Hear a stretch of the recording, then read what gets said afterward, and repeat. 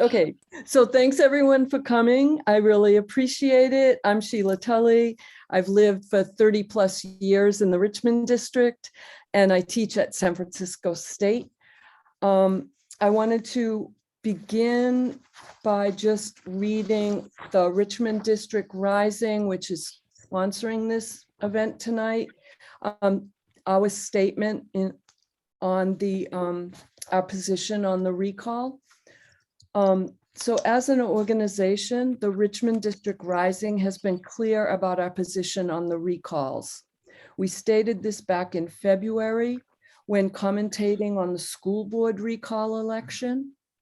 At that time, we did not specifically address any of the arguments that the recall proponents were making because those complaints were not what that recall was about from our perspective. It was really about a new strategy by Republicans and conservatives to overturn election results when they do not turn in their favor. It is part of a national strategy to delegitimize the voting process itself in pursuit of a right-wing agenda. When Richmond District Rising formed in 2017, it was in no small part because we foresaw what was to come in the years after Trump was elected. We felt that we needed to organize our community all year long and not just before elections. Civic engagement and knowledge about the issues that affect us are the only ways to combat the lies that got Trump elected and that now threaten to remove one of the most effective fighters for criminal justice reform our city has ever had.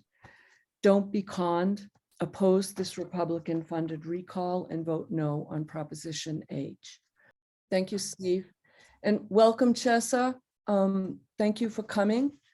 I wanted to first offer our condolences for your mom's passing on behalf of Richmond District Rising. And I know many of the people of San Francisco, so it's especially meaningful that you would take the time to join us tonight. What I had laid out for an agenda is maybe 20 minutes or so for you to kind of talk about the recall, your work, your visions of the future, and then we would spend time on Q&A. You don't need to stay for all after the Q&A. You don't need to feel obligated to stay. We'll do a how to get involved, and we hope to wrap up by 8 o'clock or 8-ish.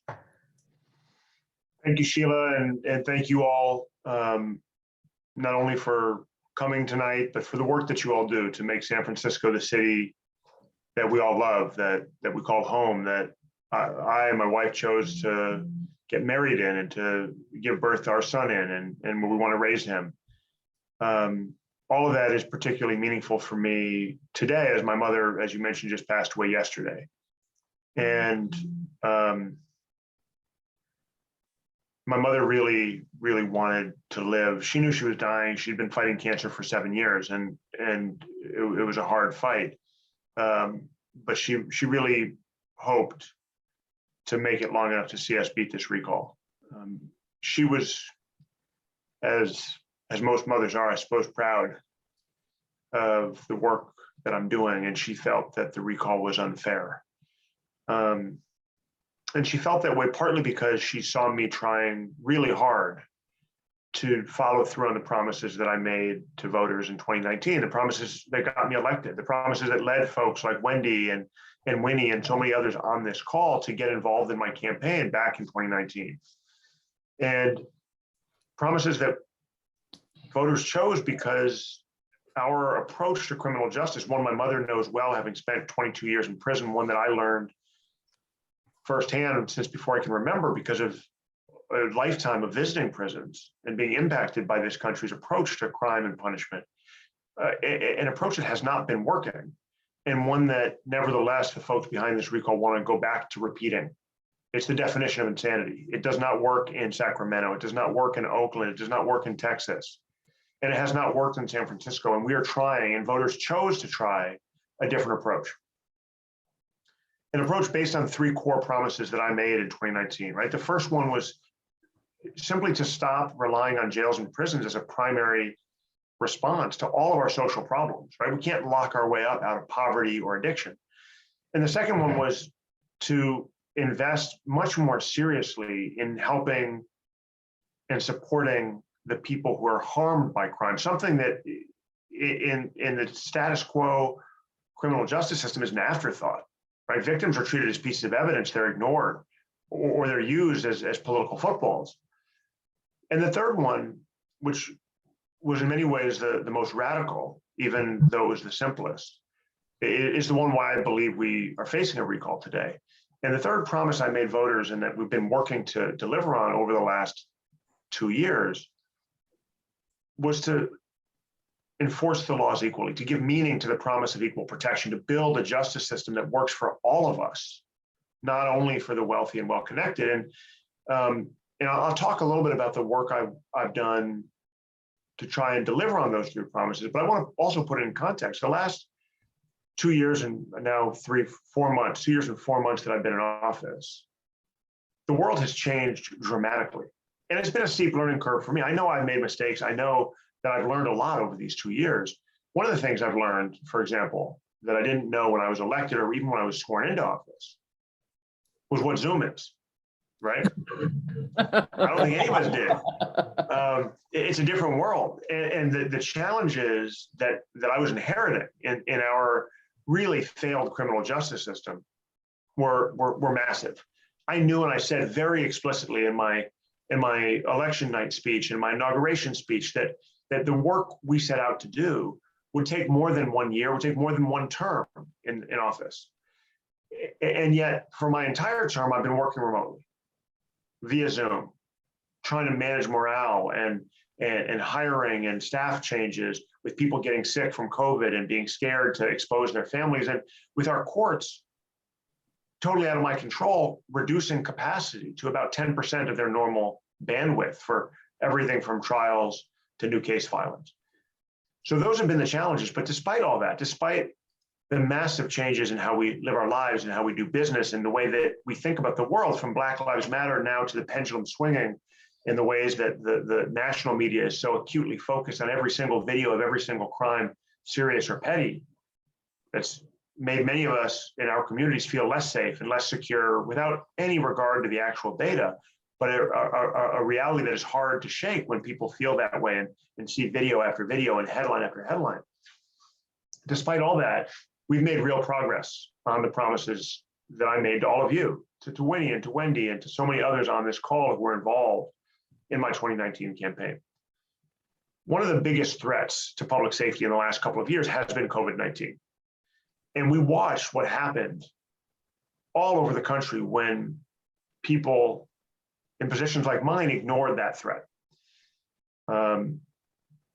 I chose to follow science. I chose to listen to doctors. And when the head of the jail medical services called me at the beginning of the pandemic, before we had a vaccine, before we understood how it was spread, and she said, DA, if we don't significantly reduce the number of people in our jail, we're going to have a massive COVID outbreak. And it's not just going to impact the people who are incarcerated.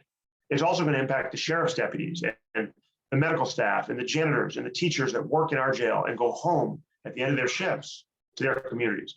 And sure enough, we watched what happened in San Quentin prison across the bridge, in Cook County Jail in Chicago, and so many places near and far where criminal justice leaders ignored science, chose not to follow medical advice, and dozens of people died. My own father was in prison during the pandemic. One of the people in his prison died of COVID.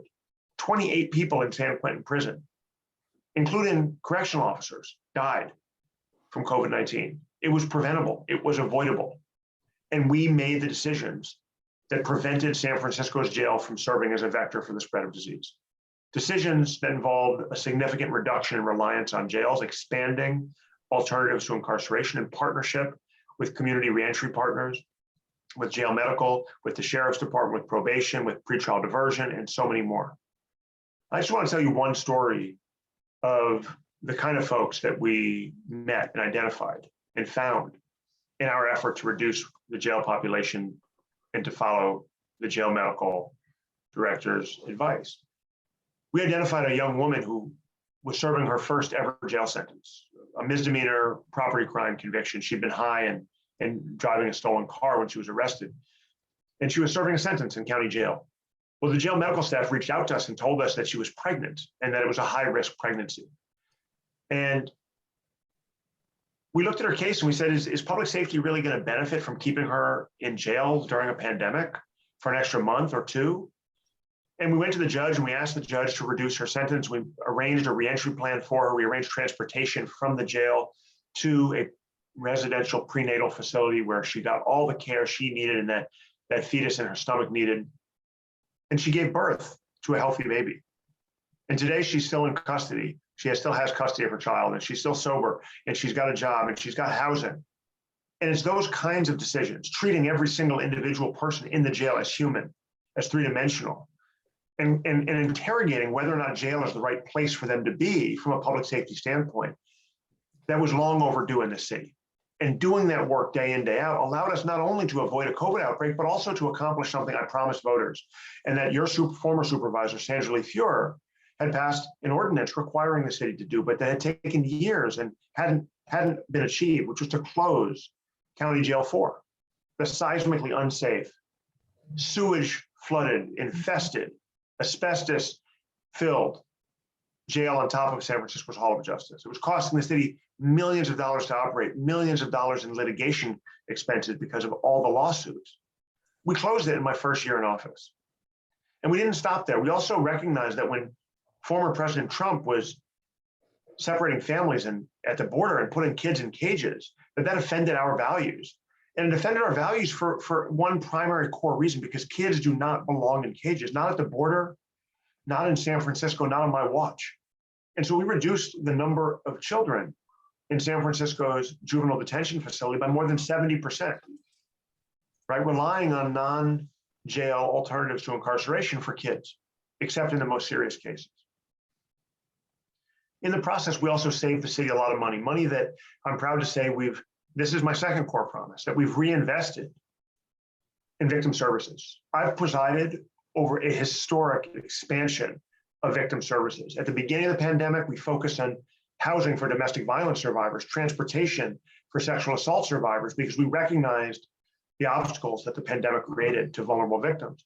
And as we saw the wave of anti-Asian, anti-Chinese hate sweep across the country from Atlanta to Los Angeles to Chicago, and of course here in San Francisco, we stepped up. And I'm proud that we've expanded the number of victim advocates in the Victim Services Division by more than 500%, the number of Chinese-speaking advocates, so that we can provide services to all the victims in San Francisco in culturally competent, linguistically fluent manner.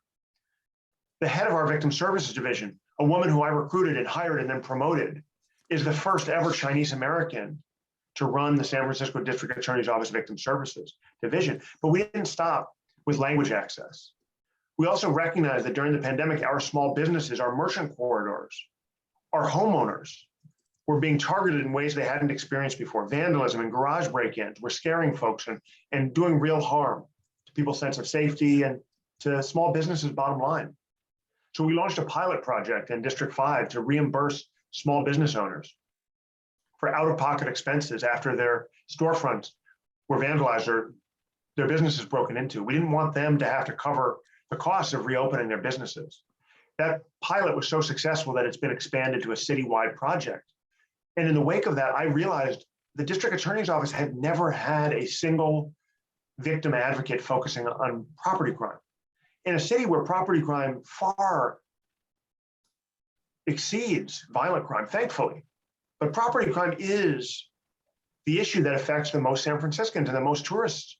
And the district attorney's office never had a property crime victim advocate. Well, now we've got two, and we're just getting started. We also have to expand the definition of who qualifies as a victim. And I know, and some of you on this call I know have personal experience with this, but when a police officer, for example, shoots and kills someone or uses violence, physical force, whether it's justified or whether it's criminal, the police officer is the one that writes the report. And they're never going to list the person they just shot or they just beat with a billy club as a victim. They're going to list them as a suspect. And as a result, we learned in the wake of the murder of George Floyd, we learned that in California, victims of police violence almost never received any kind of victim compensation, therapy, support.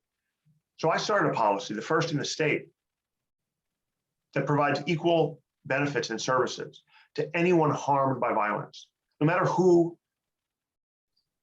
commits the harm. In other words, we don't want mothers whose sons are shot and killed by police to rely on GoFundMe pages to cover funeral and burial expenses. That policy, I'm proud to tell you, is now a model for state legislation working its way through the legislature in Sacramento. That's how San Francisco makes change. That's how we lead when it comes to safety, when it comes to honoring and dignifying people who've been harmed by violence, no matter what culture and language they speak, no matter who it is that causes the harm. And my third promise is one that recognized the need to hold those in power to account, to end the days where only the poor and people of color face consequences when they break the law, but to ensure that billionaires in boardrooms who break the law get held accountable, police unions get held accountable. And so we've taken decisive action in ways that are really proactive, that are different than your traditional district attorney. I mean, for one thing, I was talking about police violence. I filed the first ever homicide charges against an on-duty San Francisco police officer who shot and killed an unarmed Black man. And then I filed the second such case. And then we took another case I filed to trial where an officer used a billy club, a baton, and broke multiple bones in a Black man's body. He was unarmed. He wasn't committing any crime when they arrived on scene. This may be surprising, but at no point in San Francisco history that we're aware of has there ever been a jury trial for excessive force against an officer. Now, none of us on this call, no matter what our politics, no matter what our background, none of us really believe that until my election, San Francisco police never ever used excessive force, right? I mean, we all know that at some point in the last 10, 20, 30, 40 years, some officer somewhere shot their gun unlawfully, broke someone's bone, used a baton, threw a punch that wasn't justified by law, that wasn't self-defense. And yet until my election, never ever did one of those cases get brought to trial. It's no wonder the police union, used to impunity, accustomed to being able to get away literally with murder, is doing everything they can to undermine me and support this recall. But it's not just the police union. I created a worker protection unit, a unit that proactively enforces laws designed to protect working people. Laws like AB 5, a recently passed law that requires businesses to treat their employees as employees. In other words, minimum wage and workers' compensation and paid sick leave, benefits that labor unions have fought for generations across this country, and that the California state legislature and the governor and the Supreme Court have said workers for most major gig economy companies are entitled to. And yet those companies systematically misclassify. DoorDash and Handy and Uber and Lyft, they don't want to pay minimum wage. They don't want to treat their employees the way that the law requires. That's why they just spent hundreds of millions of dollars on Proposition 22 back in 2020 to undermine those very laws and change those laws and rewrite them so they didn't have to pay minimum wage. Well, they've been stealing from tens of thousands of employees. They've been stealing from taxpayers who have to foot the bill when people are unemployed or when people get hurt on the job and there's not enough money in the workers' compensation fund. So my worker protection unit filed lawsuits against those companies. And we've investigated labor sites. We found one site in San Francisco where a hotel where the subcontractors had workers with kids living in the hotel site with asbestos and construction. Folks who were being paid off the books. These are crimes. And until my administration, nobody ever investigated or prosecuted them.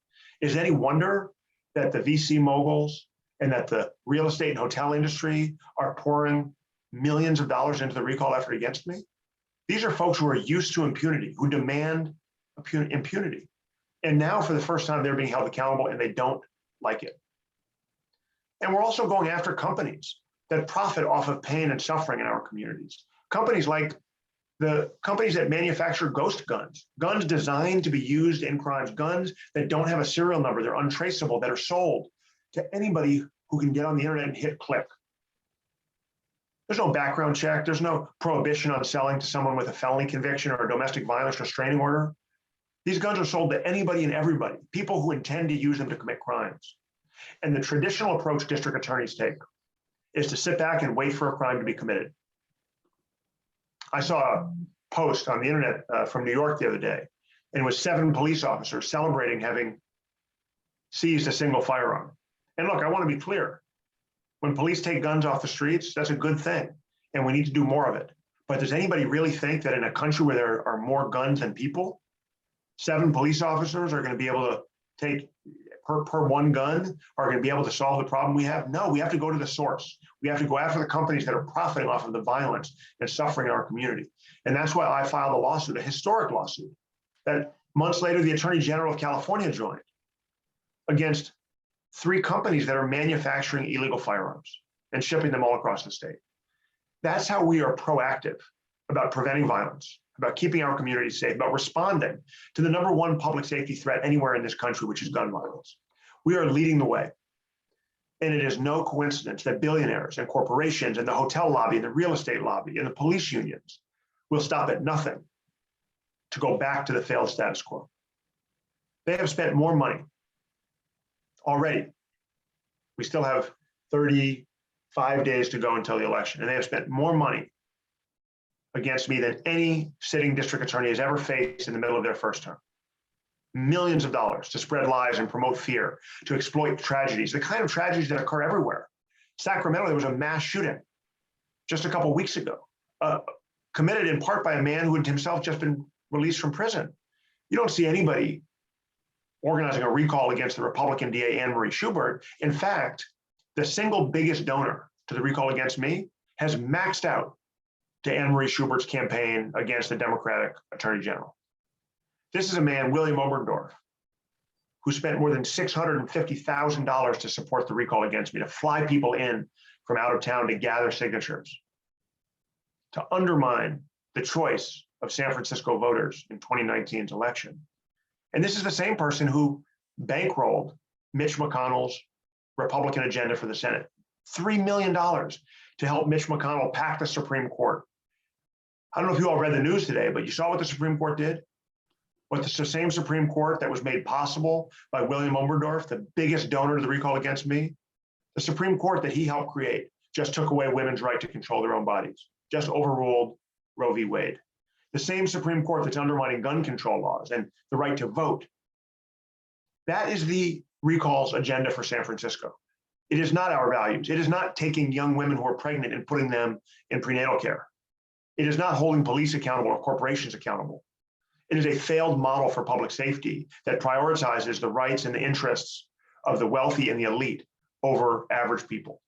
It doesn't care about safety in the Bayview, doesn't care about safety for the unhoused, doesn't care about preventing the spread of the disease in jail.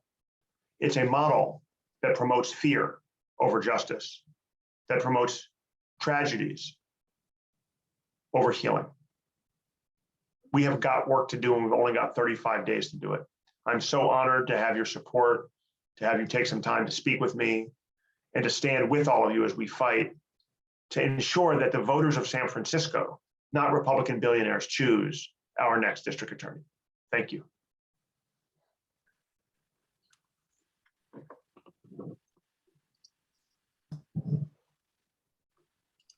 Thank you so much, Chesa. I'm hoping you have a few minutes to answer to do some Q&A, and I'll Yes, turn. happy to. I've got about 10 minutes. I'm happy to 10 to 12 minutes I can stay, and then I've got to head out for another event. Okay, so I'll turn it over to Rowan. Yeah, thanks, Chesa. I'm going to get started with a question that was put in the registration. This person asked, please reconcile your 2019 statement. We will not prosecute cases involving quality of life crimes such as public camping, offering or soliciting sex, public urination, blocking a sidewalk, etc. Should not and will not be prosecuted. With the issue, so reconcile that with the issue of the San Francisco community lack of safety because these crimes are not prosecuted. Thanks for the question. So yeah, a couple of things that are just really important to know. I'm a strong believer in the notion that being poor is not a crime.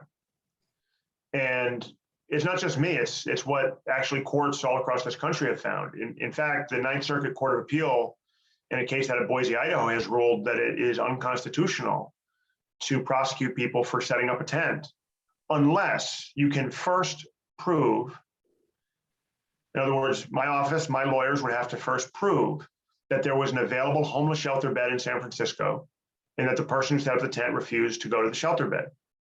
In other words, a prerequisite, a legal requirement, a constitutional legal requirement before we could prosecute somebody would be to show that there were homeless shelter beds, and there aren't. There aren't. It's why if we want to solve these problems, we don't need to incarcerate people. We don't need police and jails. We need to invest in public toilets and homeless shelters. And that's what I said in 2019, and it's something that I stand by. Now, what the recall folks have done, which is dishonest and disingenuous, is they've suggested that when I talked about quality of life crimes, I was referring to other things like shoplifting or trespassing or vandalism. Those are different crimes. Those are crimes that we can and we do prosecute. And I want to be clear, the goal isn't to send people to jail for shoplifting. The goal is to make sure that we're intervening in ways that transform lives away from crime, that we treat every arrest the police bring us as an opportunity to connect people with services. If they're addicted, to help them get treatment. If they're unhoused, to help them get housing. If they need a job, to help them get a job. That's why we've seen a historic expansion under my leadership of diversion programs. Programs that after we file criminal charges, give people we've accused of crimes a pathway to earn a dismissal if they're ready to engage with services and supports. If they're not, the criminal case we filed is still pending. I know that there's other questions, so I want to stop there. Thank you. Wendy, please go ahead. Yeah. Hey, Chesa. Hey, Wendy. So I feel like the pandemic created kind of a rear window effect where, a lot of the things you said were happening before. There were car break-ins before. There were smash and grabs before. There were like Walgreens getting things stolen before. And I wonder, just from people being home, they were more observant of that as we were before, when we were just kind of in our own world and going to work every day and doing what we do. We didn't pay as much attention to it. So I think, how is your campaign, has your campaign made that observation with people that like this has always been here? We just see it more because we're stuck at home. You're stuck at home for the first 6 months of your term. And yeah, I mean, it's everything you just said, Wendy, is spot on. I mean, look, there's the data, and I can talk about what the data shows, and then there's the way that people feel, and there's often a disconnect. And I've come to learn that the data matters. Of course, we have to make long-term policy. We get our budget. We see what's working and not working based on data, evidence-based approaches to making policy. And yet we also have to meet people where they're at, in the sense that if people feel unsafe, we've got work to do. We need, for San Francisco to thrive, for people to open businesses, for people to go shopping and to go eat in restaurants, we need people to feel safe when they're out and about in their community. That's important, no matter what the data shows. So yes, the data shows that the pandemic led to a dramatic decrease in most crime. There was about a 20% decline in overall reported crime in my first year in office. But a lot of the crime that fell, like auto burglaries and shoplifting, ended up getting displaced into new areas. So we saw an increase in garage break-ins and stolen cars and break-ins to businesses after hours. So there's a real shift in the kinds of crimes we saw. And that was something we saw not just in San Francisco, but across the country. Without regard to the policies or whether the DA was a Republican or a Democrat, that was something driven by the pandemic, by the homelessness, by the unemployment, by the closing of shelters, and by the lack of opportunity to steal from tourists who weren't parking their cars at the Palace of Fine Arts or Alamo Square. Those have nothing to do with my policies. But what the recall has done, and what some folks on Nextdoor and Twitter have done, is they've selectively cherry-picked statistics of certain categories, like one time period in one neighborhood in San Francisco where it feels like crimes are way up to make it feel like the city's out of control. The other thing that's happened is many of us have started spending a lot more time on our computers, more time on Twitter, on Nextdoor, on social media, on all different kinds of apps. And that means that we're seeing more news about crime and we're watching more videos of crime. And look, every year there's more video cameras, cell phones and security footage, Ring and Nest and Arlo and all the different cameras people have on their homes. So there's simply more opportunities for us to see crimes being committed, even though overall crime is down. Let me tell you how much is down, Wendy, just to put it in perspective. I've been in office for about 28 months. If you compare the 2 and a bit years I've been in office with the exact same time period from before I was in office, right? There have been, according to the San Francisco Police Department crime dashboard, 26,000 fewer reported crimes. That's a huge decrease in reported crime. Doesn't mean we're done. I'm not taking credit. I know the pandemic was mainly responsible for that. But the idea that in a period of time when we've had tens of thousands of fewer crimes reported to police, people would be so scared about crime that they're spending millions of dollars to undo a vote that was taken just a couple of years ago, it's pretty shocking. So yes, we see that disconnect, Wendy, and we are working as hard as we can, both to keep the public educated about what the actual facts are, and also to recognize that some people don't care what the statistics are, they're scared. And we've got to figure out how to turn the corner and make sure people feel safe in their homes, in their neighborhoods, and everywhere in our city. Thank you. Don, go ahead. Yeah, frankly, I think the crime is the existence of Nextdoor.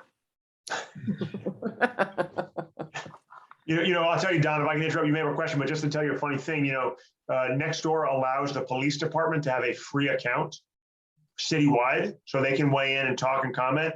If my office wanted to have an account where we could address people's fears or concerns, they were going to make us pay them for the account. Police can do it for free, but the district attorney's office has to pay. Gives you a little sense of the nature of the conversation there. Yeah, not surprised. So getting to my question, how challenging has it been to work with a police department that may not be aligned with your policies? And has there been any direct engagement with trying to influence the crime rate in order to affect this recall campaign? Yeah, so thanks for that, Don. I mean, definitely the relationship between my office and the police department is a challenge. And I want to be clear, because there's a lot of folks in the recall who will tell you, oh, well, that's why we need a recall. The police don't like him and their morale is low. And therefore we need, we need to recall him so that the police can basically choose who the district attorney is. That's not how democracy works. That's not how democracy works. The police are not elected. Many of them aren't even voters in San Francisco. They don't get to choose who the district attorney is any more than they get to choose what laws Sacramento passes. And here's the thing that's funny. I mean, they're pretending as though this is a new problem because of me. I was at an event in the Richmond District at a house party a couple weeks ago. And I spoke with a retired police officer who started working on the force back in the day when, even before Terrence Hallinan was the district attorney, way back in the day. And he said that police back then would blame the DA for crimes. And then when Terrence Hallinan became DA, it got even worse. He was a former defense attorney. They started blaming him for everything. There was the Fajita-Gate scandal, horrible relationship. And then Kamala Harris came in. And what did the police do? They immediately started attacking her because she fulfilled a campaign promise, sound familiar, of refusing to seek the death penalty against anybody. And the police were vicious. The police union went after Kamala Harris, our vice president now. And then when she left to become the attorney general, remember, then Mayor Gavin Newsom appointed the police chief, George Gascon, to go from being chief of police to being district attorney. And what did the police union do? They started attacking him and blaming him for crimes and saying that if only the district attorney would prosecute, they could help people who were victims. But with this DA, they just can't do anything. And it's exactly the same line that they're using against me. So the notion that this is a problem of who's elected to the office of district attorney is simply historic amnesia. There's a really good article, I think in today's Examiner by Lincoln Mitchell, that looks at the history of the POA and how it's fought integration, how it's fought every single kind of criminal justice reform and policy that is supported by San Franciscans that represent our values for decades. This is not a new problem, and we will not ever solve it by capitulating to bullies, by capitulating to or giving into a union that has in the past and often has tried to hold the city hostage to get its way, whether it's around bargaining for their salary or around fear and public safety. Don, to your question, we've seen a smaller percentage of arrests made in San Francisco in the last 2 years than at any point in modern history. The San Francisco Police Department's clearance rate, the rate at which they solve crimes, even though their budget is at an all-time high, even though the crimes being reported are falling, have fallen by double digits. I'm looking at a chart right now. If you compare 2020 year to date with the same time period in 2019, the year before the pandemic and the year before I took office, even though there were fewer reported crimes this year, they have solved 60% fewer reported rapes. They've solved 39% fewer reported robberies. They've solved 22% fewer reported assaults. They've solved 48% fewer reported burglaries. They've solved 24% fewer motor vehicle thefts. They've solved 43% fewer reported thefts and auto burglaries. We are talking about massive declines in the rate at which police solve crime. We will not solve that problem. We will not all of a sudden have police arresting more people or doing a better job investigating cases or doing more follow-ups simply because the recall succeeds. In fact, Chief Scott said at the police commission about a week ago, he said when he was asked about those abysmal clearance rates by the police commission, he specifically said in most auto burglaries, there is zero follow-up investigation. This is not a problem that starts with the district attorney's office. If we want to solve the problem of auto burglary, we've got to think outside the box. We've got to find more effective policing strategies. We've got to find more effective deterrence. We've got to do a better job of educating people not to leave things in their car. We've got to do all kinds of things. Even if you believe in more harsh punishments, right now, police are solving 2% of reported auto burglaries. There's a 98% chance that if somebody comes to San Francisco and reports the crime and commits an auto burglary, and it then gets reported, there's a 98% chance police will not bring my office anybody to prosecute. So I think we need to be eyes wide open about the challenges we face and about the role the police union is playing. And we've got body-worn camera footage of police all the time, going to crime victims, saying how sorry they feel for them, saying that they have to remember to vote in the June 7th election because this district attorney is the problem, me, and then doing zero follow-up investigation. Happens every day, all over the city. That is what we're up against. That's why we need your support. That's why we're asking you to donate, to get involved, to volunteer. We have just 35 days to do it. And I know we can win with people power. People in this city still carry the day. We're going to beat the billionaires. We're going to beat the police unions. We're going to beat the corporations that are profiting off of gun violence, but we've got to do it together. I do have to run to another event. I want to thank you all for your time and your support. I'm going to put before I go, I'm going to put a link in the chat for folks to donate if you're able to help out. And I know that there's also information available if you want to. I'm not able to chat. I'm not able to put the link in the chat. I'll give it to you, Don, and you can share it. How's that? That sounds good. Yeah. Great. And sign up, get involved. We've got events every single day, phone banking, knocking on doors. We've got to communicate the messages to voters about who's on our side and who's on the other side. Let me just actually leave you with this. The pro-recall folks are endorsed by the Republican Party of San Francisco, by Senators Ted Cruz and Tom Cotton, Republican senators. They're opposed. The recall is opposed by the Democratic Party, by the Green Party, by the Bernie-crats, by the Richmond District Democratic Club, by SF Rising Action Fund, by the Rose Pack Democratic Club, by the ACLU, by the Sierra Club, by the Labor Council, by the San Francisco Chronicle, by the Bay Area Reporter. I could keep going for a long time because literally everybody that you trust, everybody opposes this recall. It's not even close. Thank you for your support. Let's win this thing. Thank you, Chesa, and take care. Thank you all. Thank you. I don't know about you all, but my blood pressure is just getting sky high throughout this whole conversation here. Mark Chesa did a good job, Don. Oh, if he'd stayed on a little bit longer, I was going to ask him if he wants to run for mayor next time. Because we could sure use change in that regard. But I don't know about you. I'm all fired up to actually do something. You know, and there's actually a lot to do. there are a lot of, there's phone banking that's happening every day. There is actually one of our good friends, Chelsea, who was one of the founders of Richmond District Rising, is working on the anti-recall campaign. And she sent me some information about things that are happening in the next, in the upcoming weeks. There's going to be mobilizations for doing like lit drops, going door to door. It's going to be happening in all the districts, like in D4, D11, D1, D10. Out here in D1, we want to try and get people together to go out to Cabrillo Playground. That's at 39th Avenue, Cabrillo and Fulton. So May 21st.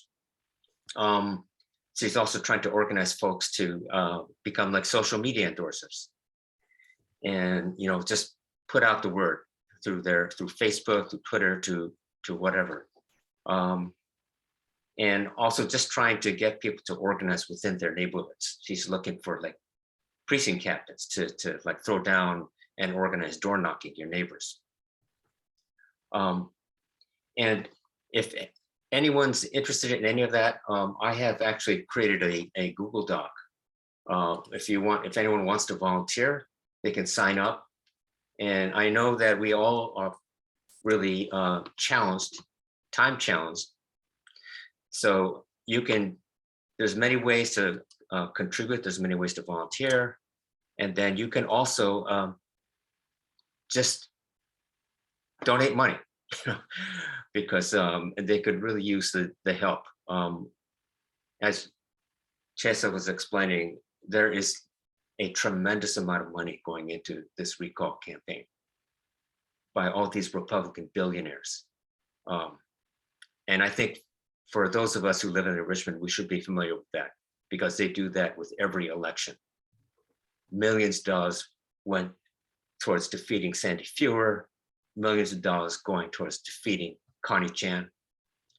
And we're going to continue to face that. But we have a united community and we have the people power. So I think that's where we will have to throw down to defeat this recall. And Don, Laura is the captain at the farmers market. If they want to come volunteer there too. Laura Golden. Yeah. Yes, just to let you guys know, she's the volunteer captain at the farmers market. And I mean at 2nd Avenue is where they're meeting at now on. Yes, I think Laura and Julie, I think they've both been going out there on a regular basis. So, if you see them out there, please check out their table too. And also, I think it's really important to just encourage people to vote. We know that there's a lot of voter burnout with the recalls and just so many elections. And this is an election that really is really going to hinge on getting people to the polls. So encouraging people to vote is really important. Yeah, I'll second that. I mean, I think just coming out, I think we could have the numbers, but if we don't go out to the polling places, then that's how the right wing defeats us. Right. I believe this is a primary election this year, this next election coming up. So that is helpful, but also letting people know that, in those elections, people don't tend to go down the ballot or look at the props. So they don't know why it's really important to look at them when, they're going to vote for, state treasurer or whatever, that they look at the local issues too. Yeah. Well, thank you everyone for coming. Remember to plug into the campaign wherever you can, wherever you feel most comfortable. And money is always really, really a good thing, no matter how small. So the link is in the chat. And hooray, it's just 8 o'clock. So we kept to our schedule. Thanks, Great. Everyone. Thanks, Sheila. everybody. Great Great to meeting. see you all, even if it is in those little boxes. Stay safe and stay well. Right. Bye. Thank Bye. you. Yeah. Bye. Bye.